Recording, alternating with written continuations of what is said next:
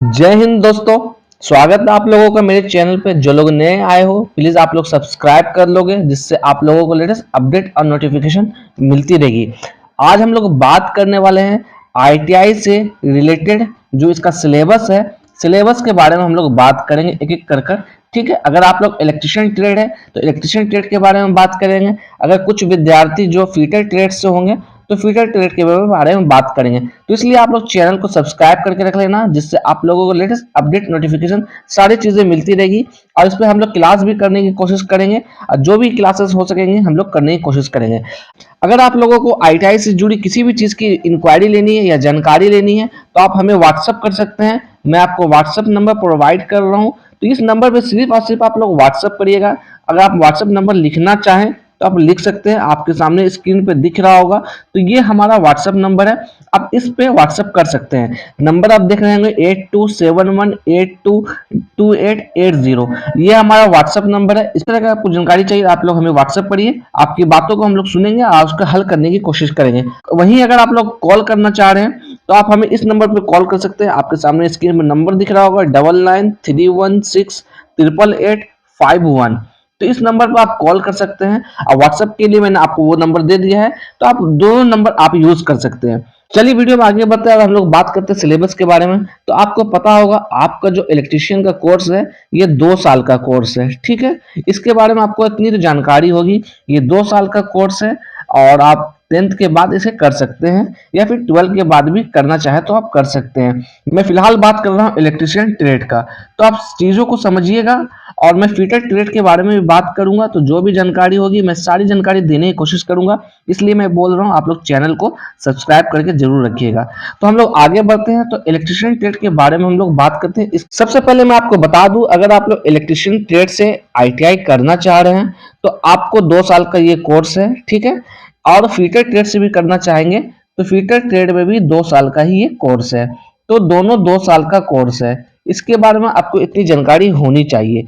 अगर हम लोग आगे बात करें इसके बारे में तो इसका जो बोर्ड होता है, जिस तरह अगर आप मैट्रिक पास किए हैं या जिस तरह आपने 11th या 12 दिया होगा तो आपका कोई बोर्ड होगा, जिसे हम लोग बिहार बोर्ड कहते हैं। कुछ लोग सीबीएसई बोर्ड से होते हैं, कुछ लोग आईसीएसई बोर्ड से होंगे, कुछ लोग झारखंड बोर्ड से होंगे, कुछ लोग यूपी बोर्ड से होंगे।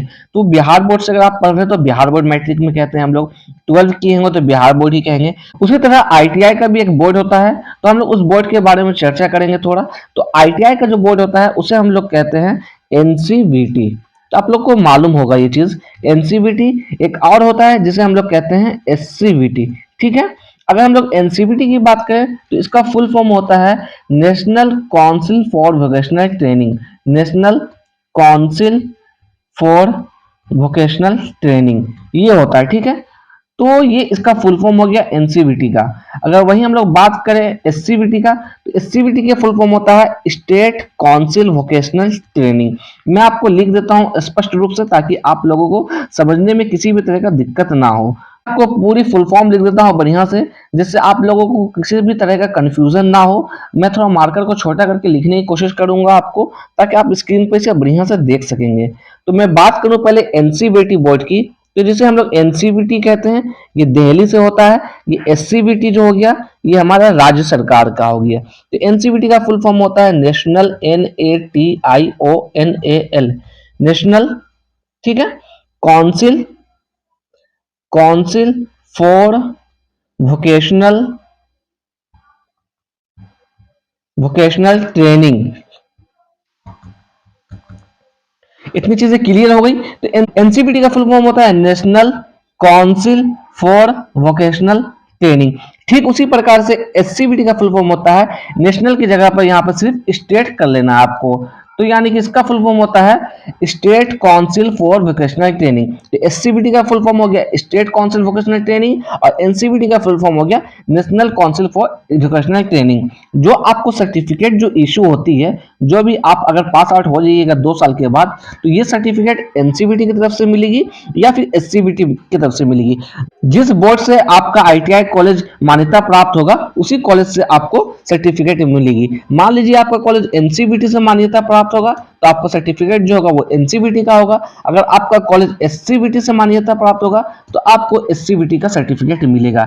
अब मुझे उम्मीद है कि ये सारी चीजें आपको क्लियर हो गई होगी। तो आईटीआई का जो बोर्ड होता है या तो एनसीवीटी होती है या तो एससीवीटी होती है, तो ये चीज आपको पता हो गया होगा। आईटीआई के बोर्ड का क्या नाम है भाई, तो एनसीवीटी या फिर एससीवीटी। ये तो आपका जो कॉलेज होगा या तो एनसीवीटी से मान्यता प्राप्त होगा या एससीवीटी से मान्यता प्राप्त होगा। तो ये चीजों का आप ध्यान रखिएगा, ठीक है। इतनी चीजें आपकी क्लियर हो गई होगी।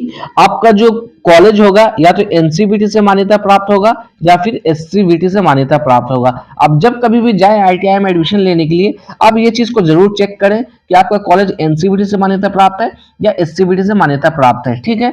अगर मैं बात करूं तो जैसे कि आपको मालूम होगा आईटीआई का सबसे ज्यादा जो क्रेज है, सबसे ज्यादा जो जॉब हमें जो मिलती है, ये आपको मालूम होगा रेलवे के डिपार्टमेंट में मिलती है। रेलवे सेक्टर में बहुत ज्यादा जॉब मिलती है। मैं बात करूं तो एएलपी में जॉब होती है, टेक्नीशियन की जॉब हो गई, बिजली विभाग में जॉब हो गया।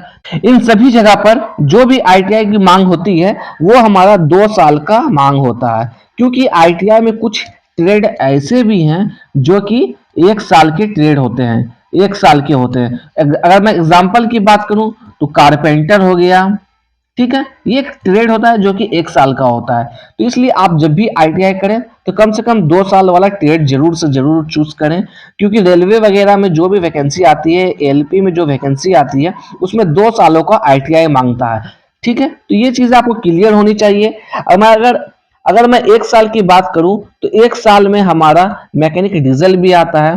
तो अगर आपने अभी देखा होगा, अभी रेलवे की फॉर्म जो आई थी, एएलपी की जो फॉर्म निकली है, उसमें 2 साल का आईटीआई मांगा गया है, मिनिमम क्वालिफिकेशन मैट्रिक के साथ। तो ये याद आपको होना चाहिए। अगर हम लोग सिलेबस की बात करें तो मैं सिलेबस आपके सामने चर्चा करने की कोशिश करूंगा। अगर आप इलेक्ट्रिशियन ट्रेड से हैं तो आपको क्या क्या पढ़ना होगा, किस किस विषय की तैयारी करनी होगी, आपको एग्जाम में कितने अंक का ये पूछा जाएगा, इन सारी बातों पर हम लोग बात करेंगे। इलेक्ट्रिशियन ट्रेड वालों के लिए मैं बता रहा हूं। तो पहला नंबर पर जो आपको पढ़ना होगा, हम लोग कहते हैं इसे ट्रेड थ्योरी। तो ट्रेड थ्योरी पढ़ना होगा आप लोगों को, ठीक है। नेक्स्ट में पढ़ना होगा आपको ट्रेड प्रैक्टिकल। अगर आप लोग लिखना चाहें तो आप इसे कॉपी पे नोट कर सकते हैं, मैं आपको आराम से बताने की कोशिश कर रहा हूं। तो पहला नंबर पर विषय है ट्रेड थ्योरी, दूसरा विषय है ट्रेड प्रैक्टिकल, तीसरा विषय की हम लोग बात करें तो तीसरा विषय है हमारा वर्कशॉप कैलकुलेशन एंड साइंस, ठीक है। अगर मैं 4 नंबर की बात करूं, चौथे नंबर पे हमारा विषय होगा, वो होगा हमारा एम्प्लॉयबिलिटी स्किल, एम्प्लॉयबिलिटी